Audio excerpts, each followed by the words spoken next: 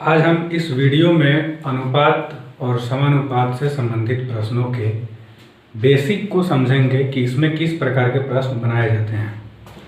यदि अनुपात को देखा जाए तो अनुपात में दो राशियों की आपस में तुलना की जाती है, लेकिन वो दोनों राशियां समान होनी चाहिए।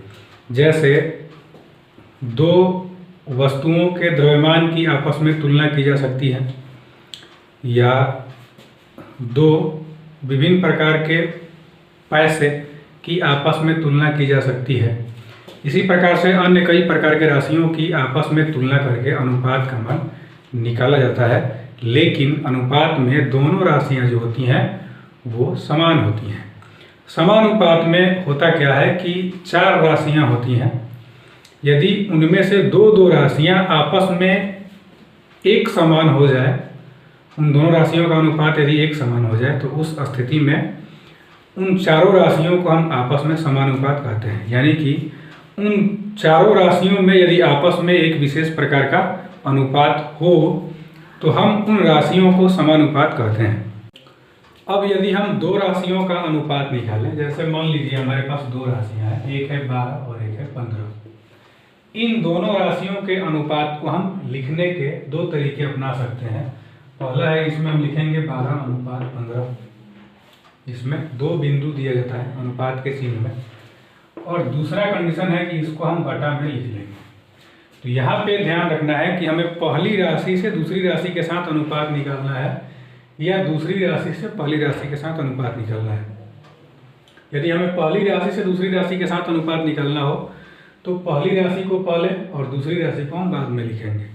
इसी तरह से यदि हमें इन दोनों में से पहले इसका और इसका अनुपात निकालना हो तो जो पहले राशि आएगी उसको हम ऊपर लिखेंगे, और जो बाद में राशि होगी उसको हम यहाँ पे नीचे लिखेंगे। और इस तरह से इन दोनों को आपस में हम कटा करके इसका मान लिख देंगे 4/5, या इसको हम लिखेंगे 4:5। इस तरह से यदि दो राशियों को यदि तुलना करके उनका हम अनुपात निकालें तो या तो हम इस रूप में लिखेंगे, नहीं तो इस रूप में लिखेंगे, और इन राशियों को कटा करके उसको छोटा हम कर लेंगे, तब उसके अनुपात को हम लिखेंगे। यदि दो अलग अलग प्रकार की राशियों का अनुपात हमारे पास ऑलरेडी दिया हुआ हो, जैसे मान लीजिए 4:3 और एक है 5:6, यदि ये दोनों राशियां आपस में समानुपात में है तो इसका मतलब ये है कि ये राशियां 4:3 और ये 5:6, इसको हम इस तरह से लिखेंगे, जिसमें बीच में जो चिन्ह आया हुआ है इसमें 4 बिंदु है। इस बिंदु को हम समानुपात करते हैं, और यहाँ पे इसको हम बराबर का चिन्ह भी लिख सकते हैं। तो इस तरह से दो अलग अलग राशियों के अनुपातों को यदि हम आपस में तुलना करके देखें तो उन राशियों के बीच में जो संबंध प्राप्त होता है उसी को हम समानुपात कहते हैं, और वो ऐसा संबंध होता है जो दोनों के अनुपात को एक बराबर करने से प्राप्त होता है। अब इसमें खास करके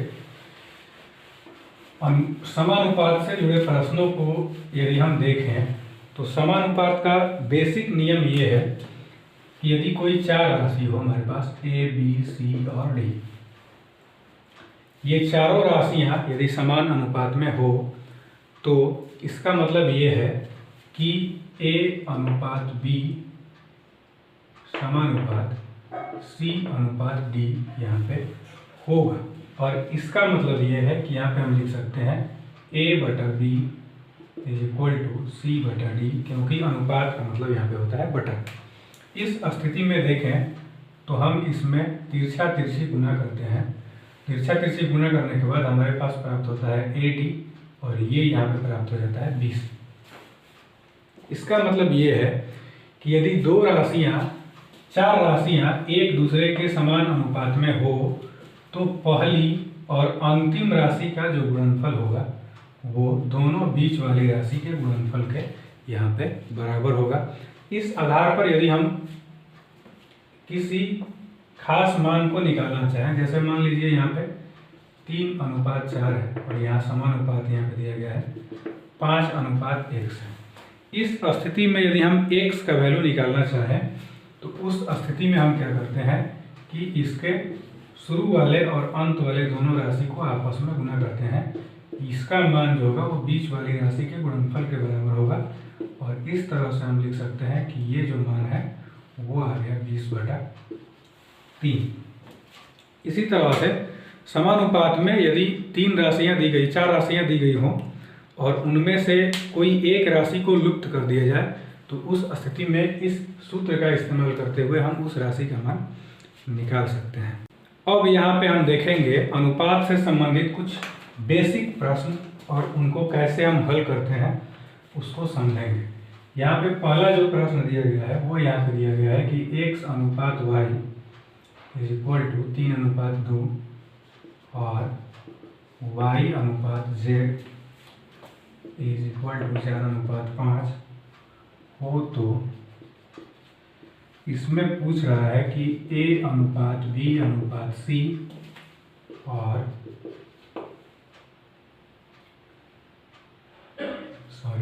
यहाँ पे हमें निकालना है x अनुपात y अनुपात z और x अनुपात z का मान क्या है।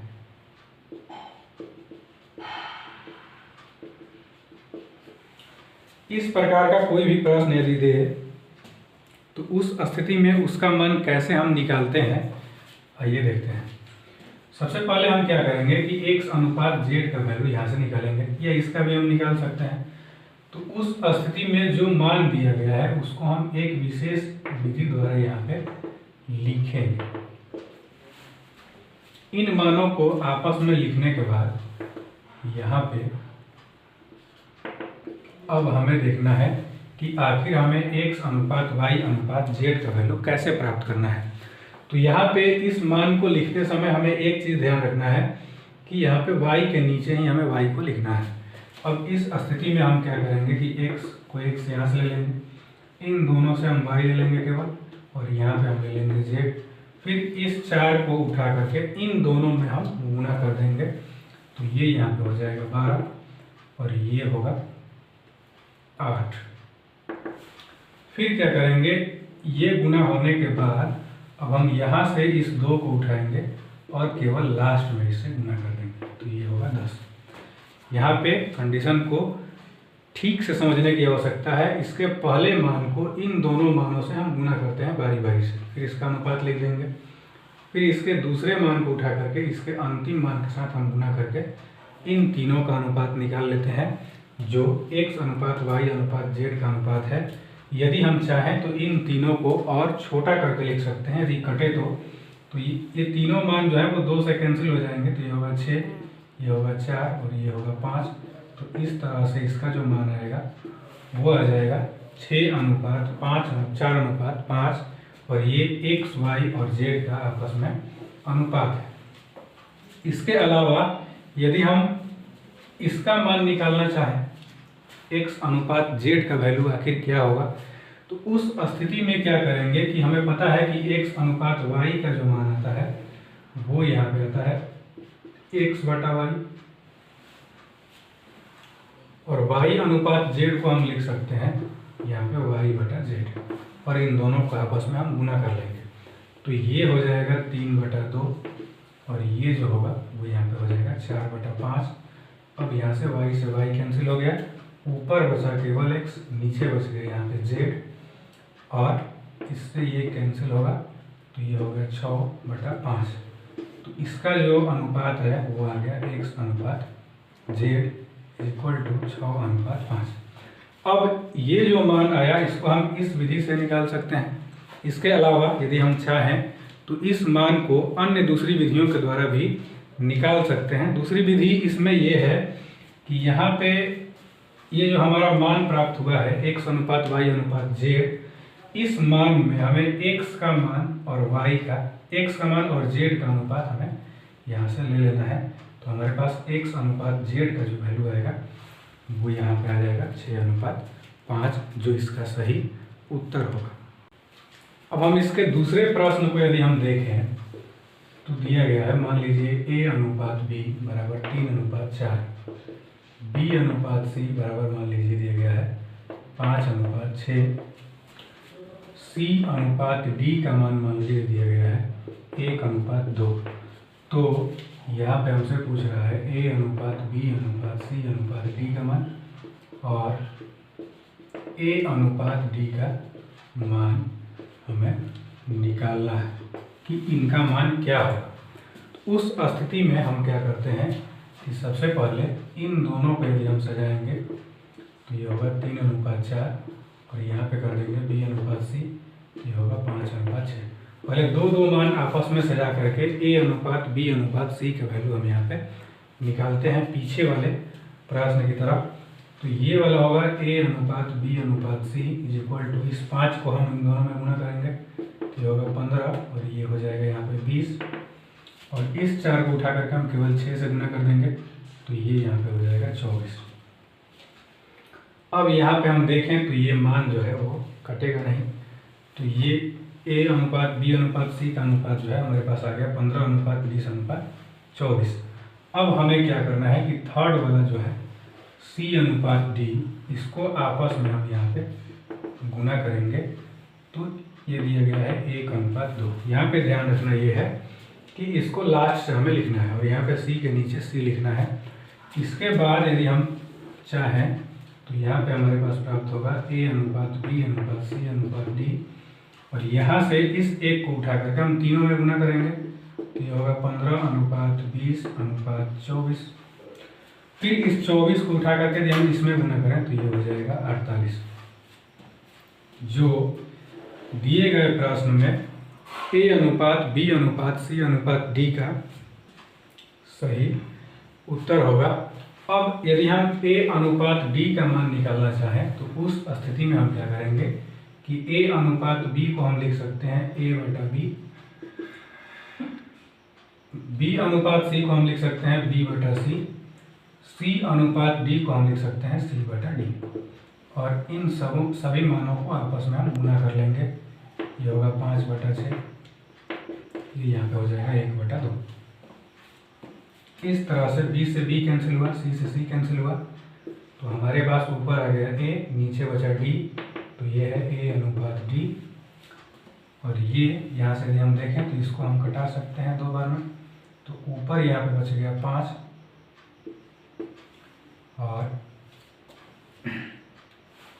यहाँ पे जो नीचे बचा वो आ गया 2 दूनी के 4, 4 दूनी 4 चौका 16, तो ये हमारे पास आ गया 16।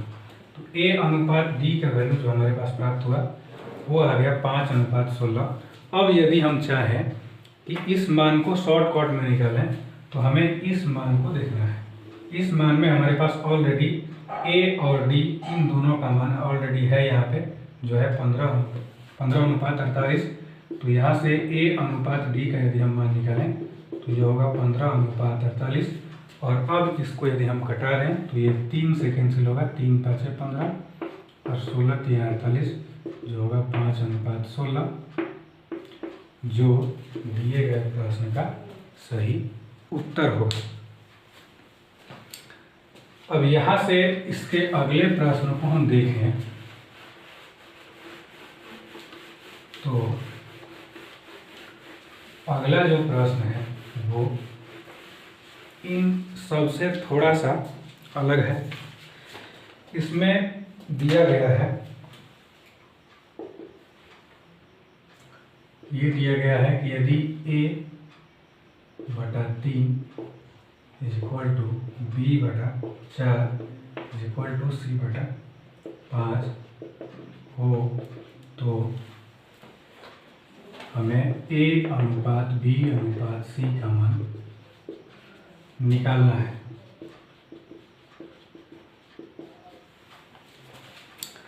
तो इसके बेसिक रूल को यदि हम देखें तो यहाँ पे प्रश्न में दिया गया है A बटा 3 B बटा 4 C बटा 5 और ये तीनों आपस में बराबर है।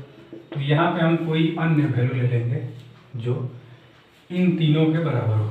अब ये दोनों राशि यदि हम आपस में बराबर करें तो ये होगा A बटा 3 इज इक्वल टू K। इसी तरह से यदि हम A का मान निकालें तो 3 से इसमें गुना करेंगे तो ये होगा 3K। इसी प्रकार से यदि हम इन दोनों की आपस में तुलना करें तो हमारे पास B का जो वैल्यू आएगा वो आएगा 4K और C का जो वैल्यू आ जाएगा वो यहाँ पे आ जाएगा 5K। अब ए, बी और सी इन तीनों का वैल्यू हमारे पास आ गया। तो यहाँ पे ए अनुपात बी अनुपात सी का मान हम लिख देंगे, जो है 3 के अनुपात 4 के अनुपात 5 के। तो इन तीनों में से यदि हम के को कॉमन ले लें तो ये बचेगा 3 अनुपात 4 अनुपात 5, और ये के यहाँ से अलग हो जाएगा। अब इस के को हम यहाँ से हटा लेंगे। अब ऐसा हम क्यों करते हैं, तो इसको समझने के लिए, जैसे मान लीजिए हमारे पास दो राशियाँ हैं, ए अनुपात बी इज इक्वल टू 10 अनुपात मान लीजिए 15। तो इन दोनों राशियों में इसको हम लिख सकते हैं 2 गुना 5, और इसको हम लिख सकते हैं 3 गुना 5। तो इन दोनों में जो 5 वैल्यू कॉमन है इसको हम कटा सकते हैं, और इसको शॉर्ट मेथड में लिख सकते हैं 2 अनुपात 3। उसी तरह से यदि 3 अलग अलग राशियों का अनुपात निकालना हो तो उसमें तीनों में जो कॉमन वैल्यू है उसको हम यहाँ पे कटा लेते हैं। तो इन कंडीशंस में के का वैल्यू आपस में कैंसिल हो जाएगा। कैंसिल होने के बाद जो मान बचेगा वो है बचेगा 3 अनुपात 4 अनुपात 5, जो दिए गए प्रश्न का सही उत्तर होगा। तो इस तरह से इसका मान हम निकाल सकते हैं। अब इसके अगले प्रश्न को यदि हम देखें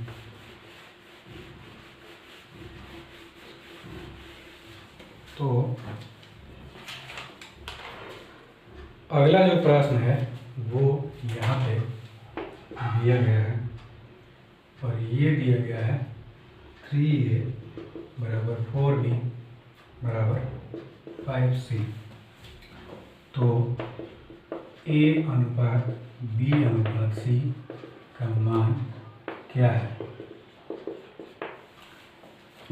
इस स्थिति में यहाँ पे जो मान दिया गया है वो यहाँ पे दिया गया है 3a बराबर 4b बराबर 5c।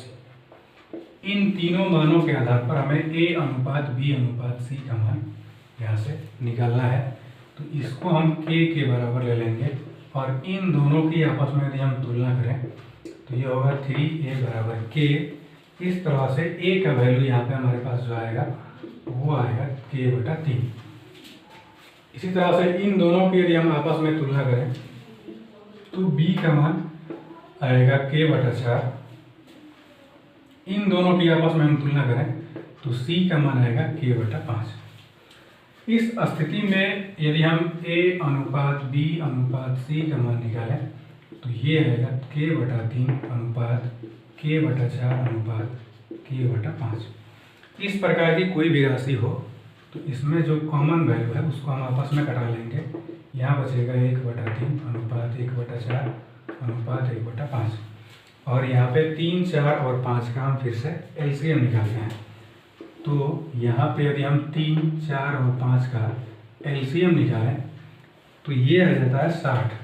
अब उसके एलसीएम को इन तीनों वैल्यू में हम गुना कर देंगे। ये होगा 60 बटा 3, ये होगा 60 बटा 4, ये होगा 60 बटा 5। इस तरह से इसको घटाएंगे तो ये होगा 20, ये घटाएंगे तो होगा 15, और ये घटाएंगे तो होगा 12, जो दिए गए प्रश्न का सही उत्तर होगा। इस तरह से इसका अनुपात हम आसानी से निकाल सकते हैं। इसके आगे वाले प्रश्न को यदि हम देखें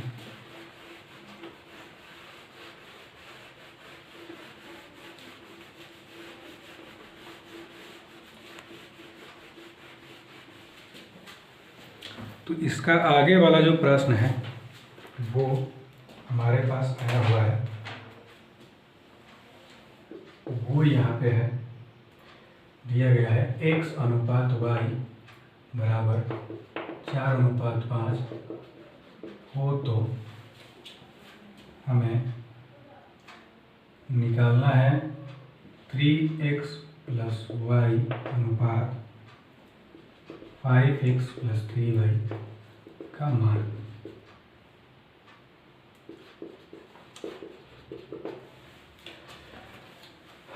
अब यहाँ पे इसके मान को कैसे निकालेंगे, आइए देखते हैं। यहाँ से ये जो मान दिया गया है इसको हम लिख सकते हैं x बटा वाई, जो है 4 बटा 5, इसको यदि हम देखें तो यहाँ से इसको लिख सकते हैं 3x + y बटा 5x + 3y। अब यहाँ से जो x बटा y का वैल्यू है, इसको इन प्रश्नों में हम यहाँ पे बनाने की कोशिश करेंगे। तो x बटा y का वैल्यू इन प्रश्नों में बनाने के लिए हम क्या करते हैं कि इसका जो हर है उसी से ऊपर और नीचे यहाँ पे हम भाग दे देते हैं। तो यहाँ पे यदि हम x में y से भाग दें तो ये होगा 3 × x बटा y। यहाँ पे यदि हम भाग दें तो ये होगा y बटा y। इसी तरह से इसको आगे हम कर लेते हैं।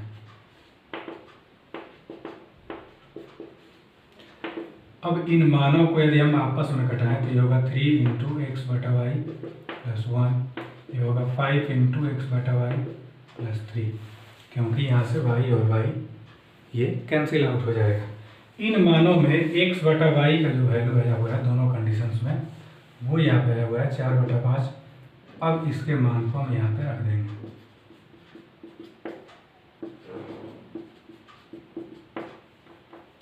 तो यहाँ से ये कैंसिल आउट हो गया। ये होगा 12/5 + 1 और ये हो जाएगा 4 3 7। इसके मानों को यदि हम आपस में जोड़ें तो ये 12 और 5 ये होगा 17/5 के बटा में 7। ये 7 नीचे आएगा, 5 नीचे आएगा तो ये होगा 35।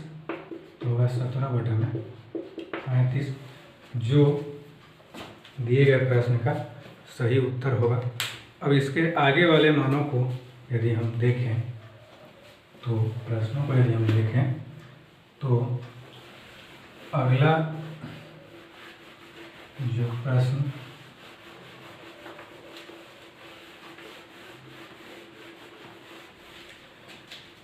यहाँ पे दिया गया है वो है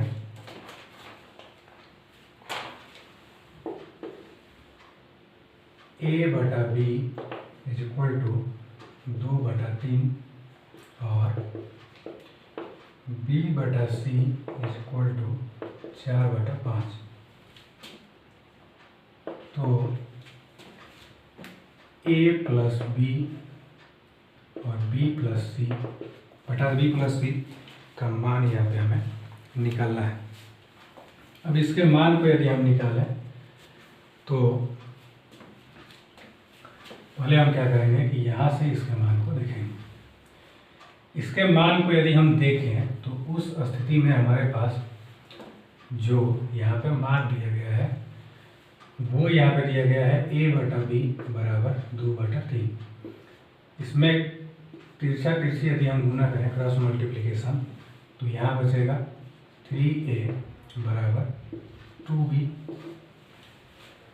तो यहाँ पे a बराबर होगा 2b/3। ये इसको हम यूँ कह सकते हैं कि इसमें हम b का मान इसमें इधर ला करके इसमें गुना कर देते हैं। तो b का मान यदि हम इसमें गुना कर देंगे तो उस स्थिति में यहाँ से a का मान हमारे पास प्राप्त होगा 2/3b। और यहाँ से यदि हम निकालें तो हमें निकालना है c का वैल्यू, क्योंकि c का मान हमें चाहिए। तो c का मान यदि हम निकालेंगे तो b को हम इधर गुना करेंगे। तो इस स्थिति में हमें क्रॉस मल्टीप्लिकेशन करना ही होगा। यहाँ पे होगा 4c = 5b, तो c बराबर होगा 5b/4। अब यहाँ से यदि हम प्रश्नों को देखें तो प्रश्न में हमें पूछा है a + b बटा b + c का मान यहाँ पे क्या होगा। तो इस मान को यदि हम निकालें तो उस स्थिति में हम क्या करते हैं कि यहाँ से a का मान ले लेंगे और यहाँ से c का मान जो है वो ले करके इसमें रख के इसको हल करेंगे। तो a का मान है यहाँ पे 2b/3 + b और यहाँ पे c का जो मान है वो है 5b/4 प्लस इस b को ऐसे ही छोड़ देंगे। c के जगह पे इसका मान ले लेंगे जो है 5b/4। अब इस स्थिति में यहाँ पे हमें ये करना था कि इन सबको b के फॉर्म में लिखना था। तो यहाँ से हमें a का मान लेना था इससे और c का मान लेना था हमें इससे। क्योंकि इन दोनों के मान के द्वारा ही हम इसके मान को निकाल सकते थे, या हमें अब यहाँ से b का वैल्यू लेना पड़ता, तो यहाँ से हमें c का वैल्यू लेना पड़ता। उस स्थिति में इसका मान हम निकाल पाते। अब इसमें इन दोनों मानों में ऊपर हम देखें तो b को कॉमन ले सकते हैं, ये होगा 2/3 जोड़ 1, और यहाँ से भी हम b को कॉमन ले सकते हैं, यहाँ पे कुछ नहीं है तो 1 बचेगा, ये होगा 5/4, ये b कैंसिल हो जाएगा, और इन दोनों को यदि हम आपस में जोड़ दें तो ये होगा 5/2 3, और ये वाला जो होगा वो होगा 9/4। यदि हम इसको गुना करें तो होगा 5/3, 4 ऊपर जाएगा 9 नीचे आएगा, तो ये होगा 20/27, जो यहाँ पे हो जाएगा 20/27, या इसी को भी हम उत्तर मान सकते हैं। तो इसका मान जो आया a + b + c का वो यहाँ पे आ गया 20/27। अब यहाँ पे यदि हम अगले प्रश्न को देखें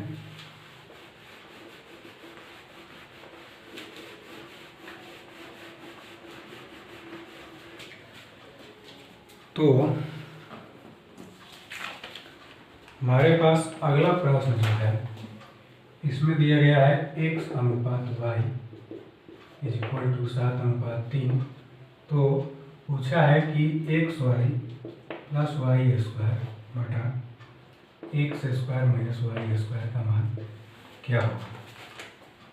इस प्रकार के प्रश्नों को यदि हम हल करें तो यहाँ से जो हमें मान दिया गया है उसी मान को लेते हैं।